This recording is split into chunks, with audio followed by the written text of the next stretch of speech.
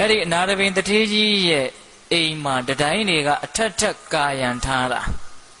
အဲ့ဒီမှာစတုထမြောက်တတိုင်းမှာမုတ်မှာစောင့်နေတဲ့နတ်တယောက်ရှိတယ်အဲ့ဒီနတ်ကမိစ္ဆာဒိဋ္ဌိနတ်ဟုတ်လားအဲ့ဒီနတ်ကသူကမုတ်ပေါ်မှာအမြဲတမ်းနေနေတာဒါပေမဲ့လို့ဘုရားမှုရှိတဲ့တန်ဃာတော်တွေကြွလာရင်သီလရှိတဲ့ပုဂ္ဂိုလ်တွေကအောက်ကဖြတ်သွားတာဆိုတော့အဲ့ဒီတန်ဃာတွေအဝင်အထွက်လို့တိုင်းသူနဲ့သူ့မိသားစုကမြေကြီးပေါ်ကိုဆင်းဆင်းပြီးတော့နေရတာအဲ့ဒါကို तू မကြိုက်ဘူးမကြိုက်တော့ဘာလုပ်လဲဆိုတော့တရက်လည်းမဟုတ်တနေ့လည်းမဟုတ်တလလည်းမဟုတ်နှစ်တည်းလည်းကြာလာပြီဆိုတော့တန်ဃာတော်တွေဒီအိမ်မလာစေခြင်းဘူးအဲ့ဒီတော့ဘာလုပ်လဲဆိုတော့တထေးကြီးကိုလည်းမပြောရဲဘူးတထေးကြီးကသောတာပန်အရိယာကြီးလေအဲ့ဒီတော့ तू ဘယ်သူကိုပြောလဲဆိုတော့အဲ့ဒီတထေးကြီးရဲ့အမှုကိစ္စအားလုံးကိုဥဆောင်ပြီးတော့ဆောင်ရွက်ပေးတဲ့အမှုဆောင်လူကြီးစီကိုချင့်ကပ်ပြီးတော့ပြောတာအဲ့ဒီနတ်ကကိုထင်ရှားပြပြီးတော့တောင်ပြောတာနော်သင်တို့တထေးကြီးကစီဝါရေးလည်းဘာမှမလုပ်ဘူးအမြဲတမ်းပေးကမ်းနေတာယဟန်ဂေါရမရဲ့သာသနာမှာအမြဲတမ်းစွန့်လူနေတာဆိုတော့တနေ့မွဲသွားလိမ့်မယ်ဒါကြောင့်တန်ဃာတွေကိုဒီအိမ်မလာစေနဲ့အဲ့ဒီလိုပြောတော့အမှုဆောင်လူကြီးကလည်းသူတော်ကောင်းကြီးဆိုတော့သင်ဘာပြောတာတော့တထေးကြီးကငါရဲ့ရောင်စွန်းကနေကင်ဆွဲပြီးတော့အိမ်ကနှင်ထုတ်မယ်ဆိုရင်တောင်မှငါဒီစကားမပြောနိုင်ဘူးအဲ့ဒါနဲ့နတ်ကလက်လျှော့နောက်နာရပင်တထေးကြီးရဲ့သားကြီးစီကိုချင့်ကပ်ပြီးတော့တခါပြောပြန်တယ်သားကြီးကလည်းလက်မခံဘူးအဲ့ဒါလို့နဲ့တထေးကြီးကိုတော့ तू လုံးဝမပြောရဲဘူးနော်အဲ့ဒါလို့နဲ့နေလာခြင်းနဲ့နောက်တော့ဘာဖြစ်လဲဆိုတော့တထေးကြီးကဆင်းရဲနွမ်းပါသွားတာဘာလို့ဆင်းရဲနွမ်းပါသွားလဲဆိုတော့တထေးကြီးစီကနေပြီးတော့ငွေကြေးတွေကိုချေးငှားပြီးတော့လောက်ကြတဲ့ကုန်တယ်ပေါက်စလေးတွေရှိတယ်အဲ့ဒီကုန်တယ်ပေါက်စလေးတွေကစုပြီးတော့ငွေချေးတာငွေပေါင်း38ကလေးတန်180ကျော်လောက်နော်အဲ့ဒါတွေကိုတထေးကြီးကစီးပွားရေးမှာသိပ်ပြီးတော့အာယုံမဆိုင်ဖဲနဲ့သာသနာရေးကိစ္စကိုပဲစိတ်ဝင်စားနေတာဆိုတော့အဲ့ဒီကုန်တယ်ငယ်လေးတွေကပြန်မပေးဘူးအဲ့ဒါတထေးကြီးမှာငွေ18ကလေးကျွေးထဲမှာနစ်နေတာဟုတ်လားပြီးတော့ဘိုးဘွားမိဘအဆက်ဆက်ပိုင်ခဲ့တဲ့အရှိရဝတီမြေကမ်းတစ်ပေးမှာမြုပ်ထားတဲ့ငွေ38ကလေးကြီးဦးတွေထဲမှာအလုံးပိတ်ပြီးတော့မြုပ်ထားတာတွေရှိတယ်အဲ့ဒါလည်းအရှိရဝတီမြေကျောကရေကြီးတော့တခါတည်းတိုက်စားပြီးတော့မျောပါသွားတာအဲ့ဒီငွေအိုးကြီးတွေဟာမပွင့်မဲနဲ့အလုံးပိတ်ကြီးတွေလိမ့်ပြီးတော့မြစ်ရဲ့ကျမ်းမြေလျှောက်လိမ့်ပြီးတော့အဲ့ဒါသမုဒ္ဒရာအထိရောက်နေတာအဲ့ဒါ38ကလေးတဲ့အဲ့ဒီမှာတထေးကြီးမှာတော်တော်ကြီးကိုဆင်းရဲနွမ်းပါသွားတော့ဘုရားမှုရှိတဲ့တန်ဃာတော်တွေကိုဟိုတုန်းချမ်းသာတုန်းကလို့ကောင်းကောင်းမွန်မဆက်ကပ်နိုင်ဘူးစကဝဲထမင်းဘုံရီဟင်းတဲ့ဒါလေးပဲလှူနိုင်တာအဲ့ဒါတထေးကြီးကစိတ်မကောင်းဘူးတထေးကြီးကစိတ်မကောင်းတော့ဒီနေ့တော့မြတ်စွာဘုရားထံတော်မောက်အဲ့ဒီတထေးကြီးရောက်သွားတယ်ရောက်သွားပြီးတော့ရှင်ဘုရားတဲ့ဘုရားမှုရှိတဲ့တန်ဃာတော်တွေကိုဘုရားတပည့်တော်မုံမြတ်မဆက်ကပ်နိုင်တဲ့အတွက်ကြောင့်စိတ်မကောင်းဘူးဘုရားအဲ့ဒီလိုလျှောက်တော့မြတ်စွာဘုရားကတခါကြီးစိတ်မကောင်းမဖြစ်ပါနဲ့သင်ရဲ့လှူပွဲဝိတုကညံ့မိမယ်လို့အလှူခံပုဂ္ဂိုလ်ကသီလသမารိပညာနဲ့ပြည့်စုံတဲ့ဘုရားလက်ထက်သာသနာတွင်ကာလာကြီးမှာဆိုတော့အလှူခံပုဂ္ဂိုလ်ကတိတ်မြင့်မြတ်တဲ့အတွက်ကြောင့်အင်မတန်အကျိုးကြီးတယ်တဲ့ငါဘုရားတခုသောဘဝတုန်းကဝေလာမဆိုတဲ့ပုံနာကြီးဖြစ်ခဲ့တယ်စီးတဲ့ဥစ္စာလည်းသိပ်ပြီးတော့ကြီးကျယ်ပိုင်ဆိုင်ခဲ့ဘူးတဲ့အဲ့ဒါအလှူဒါနရဲ့အကျိုးပေးတွေကိုသိပ်ယုံကြည်တဲ့အတွက်ကြောင့်ငါအများကြီးအလှူဒါနတွေပြုခဲ့တာဘယ်လောက်ထိပြုလဲဆိုလို့ရှိရင်အနီးနားဝန်းကျင်မှာရှိတဲ့လူတွေလဲမလို့ရဘဲနဲ့ထွန်တုံးတွေကိုထောင်ထားရောက်လောက်အောင်ငါအလှူဒါနကြီးကိုပြုခဲ့တာထမရေချောင်းစည်းဆိုတာအဲ့ဒီတုန်းကမှတကယ်တဲ့မြတ်စွာဘုရားကအဲ့ဒါပေးခဲ့တာမြန်ရွှေလီမန်းနေနဲ့ထည့်ပေးတယ်ငွေလီမန်းနေနဲ့ထည့်ပေးတယ်အဝတ်အစားတွေအစားအသောက်တွေအကုန်လုံးအသုံးအဆောင်ငါမလှူဘူးတာဆိုရင်မရှိတော့အောင်အကြီးကြီးလှူခဲ့တာဒါပေမဲ့လို့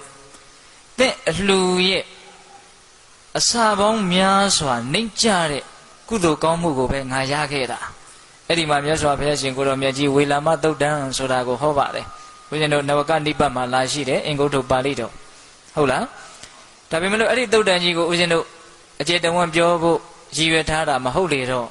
ဒီပြင်ပြောစရာတွေကအများကြီးရည်ရွယ်ထားတာရှိတယ်လေအဲ့ဒီဝေလာမသုတ်တံမှာမြတ်စွာဘုရားကပြောတာလေးကမှတ်သားစရာကောင်းလို့အကြံဉာဏ်လေး2မိနစ်3မိနစ်လောက်လေးနဲ့အပြီးပြောမယ်နော်ဝေလာမသုတ်တံမှာဆိုလိုရင်းကဘာလဲဆိုတော့သာသနာ့ဘကာလမှာသူတော်ကောင်းစိတ်မရှိတဲ့ပုဂ္ဂိုလ်တွေသီလနဲ့မပြည့်စုံတဲ့ပုဂ္ဂိုလ်တွေကိုပေးရလှူရတာထက်သီလနဲ့ပြည့်စုံတဲ့ပုဂ္ဂိုလ်တွေကိုပေးလှူရတာကမြတ်တယ်အဲ့ဒါလို့သာသနာ့ဘမှာလှူရတာတဲ့တရဏဂုံ3ပါးတည်တဲ့ပုဂ္ဂိုလ်ကိုလှူရတာကမြတ်တယ်ကုသိုလ်ကောင်းမှုတို့ရဲ့တန်ဖိုးကိုအကဲဖြတ်ပြတာတရဏဂုံနဲ့ပြည့်စုံတဲ့ပုဂ္ဂိုလ်ကိုလှူရတာတဲ့5ပါးသီလနဲ့ပြည့်စုံတဲ့သာသနာတွင်သားကိုလှူရတာကမြတ်တယ်ဟုတ်လား5ပါးသီလနဲ့ပြည့်စုံတဲ့ပုဂ္ဂိုလ်ကိုလှူရတာတဲ့5ပါးသီလနဲ့ပြည့်စုံတဲ့ပုဂ္ဂိုလ်ကိုလှူရတာတဲ့သောတာပန်တည်နေတဲ့ပုဂ္ဂိုလ်ကိုလှူရတာမြတ်တယ်ဒါဒါနတွေကိုစစ်ဆေးနေတာနော်သောတာပန်နဲ့သဂရဂံသဂရဂံနဲ့အနာဂံအနာဂံနဲ့ယဟန္တာယဟန္တာတဲ့ပိစေကဗုဒ္ဓဒါဥစဉ်ကကြော်ချလိုက်တာအေကတဝကမဟာတဝကတွေကြံသေးတယ်အဲ့ဒီပိစေကဗုဒ္ဓအရှင်မြတ်ကိုလှူရတာတဲ့သမ္မာသမုဒ္ဒိဉာဏ်ကိုရတဲ့ဘုရားရှင်ကိုတော်မြတ်ကိုလှူရတာမြတ်တယ်ဘုရားရှင်ကိုတော်မြတ်ကိုလှူရတာတဲ့ဘုရားအမှုရှိတဲ့သံဃာတော်တွေကိုလှူရတာကမြတ်တယ်အဲ့ဒီမြတ်လာပါတယ်ဆိုတဲ့အလှူဒါနတွေထက်ဘုရားရဲ့ဂုဏ်တရားရဲ့ဂုဏ်သံဃာရဲ့ဂုဏ်ကိုတကယ်သိမြင်နားလည်ပြီးတော့ယုံကြည်ပြီးတော့စိတ်ကပ်ရတဲ့တရဏဂုံမြတ်သုံးပါးကမြတ်တယ်တဲ့ပေတပေါင်းသူတော်ကောင်းတို့အလှူဒါနပေါင်းများစွာဘုရားမှုရှိတဲ့သံဃာတော်တွေဆိုမှတော့ကြီးကျယ်လာပြီပေါ့နော်